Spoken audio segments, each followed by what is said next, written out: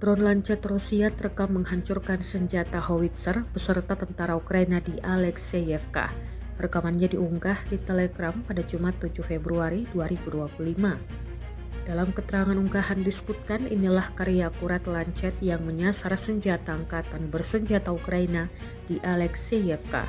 Sebagai bagian dari operasi kontra baterai, Divisi Serangan dan Pengintaian Angkatan Bersenjata Rusia mengidentifikasi posisi howitzer M777 Angkatan Bersenjata Ukraina di wilayah pemukiman Alexeyevka. Serangan presisi tinggi oleh pesawat tak berawak Kamikaze Lancet menghancurkan senjata, berikut awaknya.